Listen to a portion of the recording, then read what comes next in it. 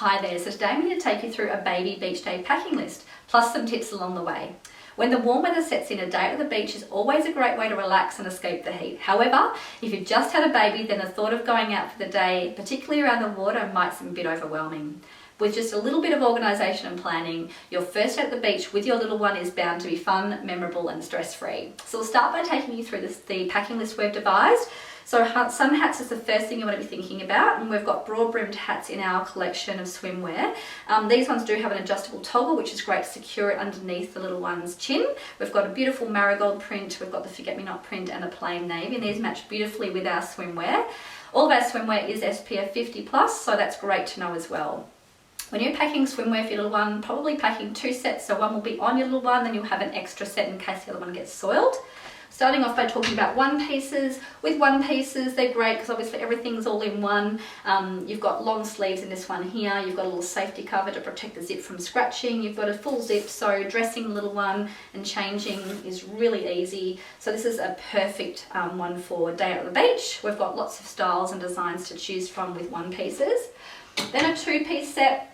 Alternatively, if you'd like a 2-piece set, we've got these the ones here. If you are choosing 2 pieces, making sure that the top is overlapping the bottom so you don't have exposed skin on the torso there.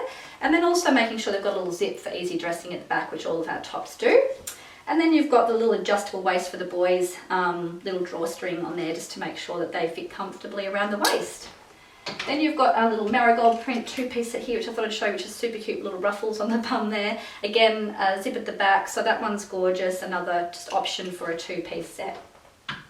Next thing you want to be thinking about is baby sunscreen. So choosing sunscreen that is suitable for baby skin, so SPF 50 is recommended.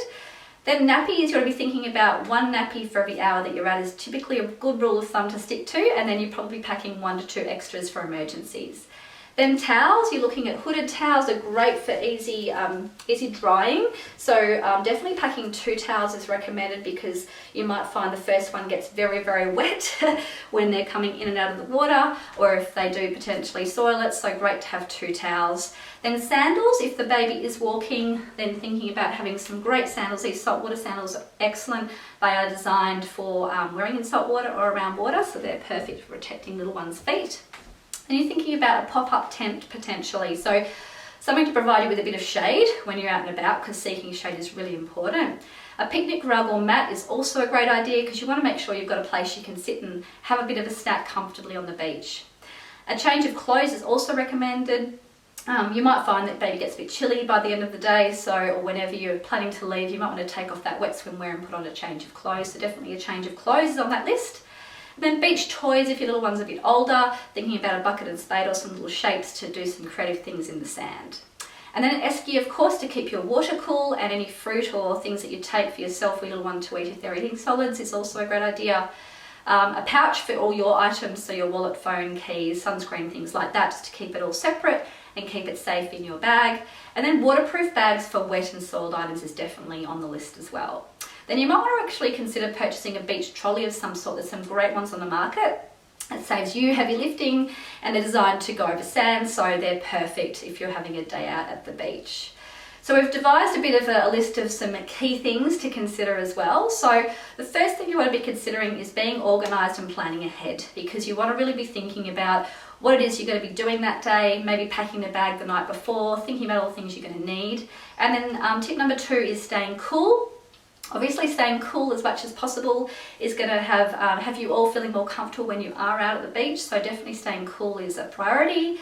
And then tip number 3 is slip, slop, slap, seek and slide, which are the cancer recommendations now. So slipping on a top or some coverage over your arms and your shoulders and back is really good idea. Then slopping on sunscreen, obviously. 50+ is great if you can, and then 20 minutes prior before going in the water is also recommended. Slapping on a hat, of course we mentioned broad-brimmed hats are great sun protection, and that's definitely again recommended.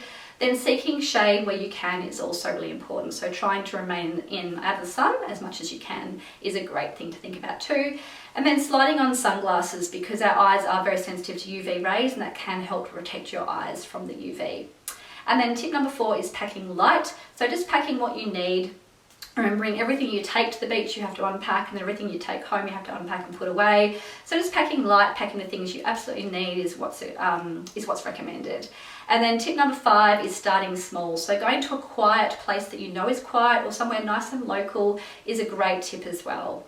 And then tip number 6 is timing is key here. So obviously going outside of nap times or considering nap times before you do go out is first thing. And then of course another thing to want to consider is the high UV period. So the high UV period is between 10 a.m. and 4 p.m. So going outside of those times, so going out before 10 a.m.